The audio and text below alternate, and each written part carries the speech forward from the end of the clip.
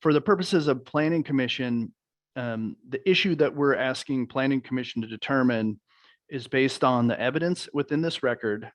Does the May Street or Rocky Road intersection, although not compliant with city design standards, represent an inadequate or failing intersection to serve this 12-lot subdivision and the surrounding development?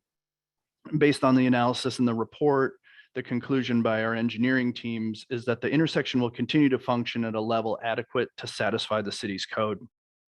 However, code compliance doesn't necessarily address all the neighborhood concerns. We have neighborhood concerns in regards to this impact as well. I was trying to understand the traffic assessment that I saw does not mention anything about pedestrian usage or bicycle usage. Is that correct? Whatever's required of the city of Hood River is what they completed for their traffic analysis. Yeah, that's correct. Our engineering staff will look at each development and scope the intersections and the what they want the applicant to review. 1720, which is the code that we kind of use to base this on, does not typically address pedestrian generated traffic or bicycle generated traffic. Which, I mean, I understand, but it just strikes me as, because this is an actual trail segment that's intended to be used as a pedestrian and bicycle trail, it's odd to me that that's not included in the analysis.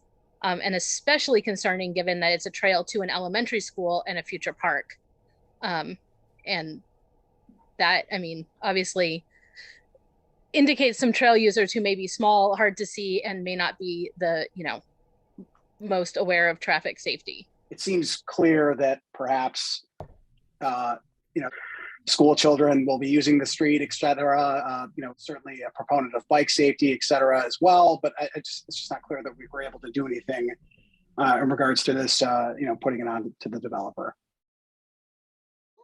I think that, the materials presented, they've done a lot of work. It looks like it's well within all of the code requirements. And really the only real issue I see is the level of service on the May Street Rocky Road intersection and how that was determined. It looks like the city felt that the level of service would meet the minimum operational standards, but that doesn't seem to have taken into account anything about the pedestrian and bike traffic at that intersection, which generally is a concern that I have assessments, but when it's an actual trail, that seems to be a pretty egregious oversight. And so I'm pretty concerned about the analysis of that intersection and whether that's true that intersection meets the minimum standards. But the sufficiency of that intersection to me is a real concern. And I would appreciate if it were possible to have some action taken or some study done at least to ensure that there is pedestrian safety at that intersection. But it is like doubling the usage there. And if people are already reporting problems with pedestrian and bike usage of that trail, that's a big concern for me. The code is clear here, and there's not much we're able to do in regards to the improvements to Rocky Road that would be, in my opinion, necessary as well to allow for safe access. I believe that we have we can do anything to exact any further improvements to those intersections. I think Tracy's point was that she, prioritization of design and construction of that is a council priority. I mean, it's their decision to along with engineering to prioritize those TSP improvements. So I think the council may not have an understanding of the development that's going on in some of these areas. So it may make sense that we have the ability, or as a result of this process, we maybe highlight this issue for them to consider with some other infrastructure priorities. So I think we could do that. requirement, but it falls on us or Dustin perhaps to really make sure the city knows that there's a lot of concern about the intersection at Rocky and May, because it's not on a project plan anyplace. But I think Mary Ruth was bringing up a lot of good concerns about combining a trail with a road and how we have these definitions that kind of muddle the process of a traffic impact analysis. So anyway, I just want to make sure the city council is well aware of all that. So I think that's a Dustin request to pass along. We'll pass it on. It's something that's been discussed before, but this is going to be another opportunity to share. I just don't see how you can evaluate the adequacy of an intersection that's a trail intersection and not consider the trail. I mean, there was a crosswalk improvement done when the West Side Trail was created to go through there. There's kind of a steps that goes up to May Street.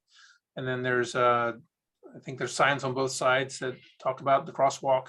I don't think there's stripes across the road there. The concern is that the Henderson Creek Trail would be an additional crossing point in addition to the West Side Trail. Yeah. Is that right, Bill?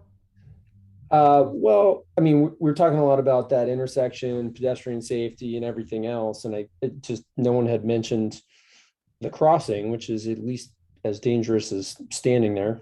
So I was trying to understand what the plan was for that. We don't have anything programmed for improvements at that location. There's ramps that were installed there, but I am not sure there is a modernized crossing. Well, based on the criteria, I would say this development should be fine.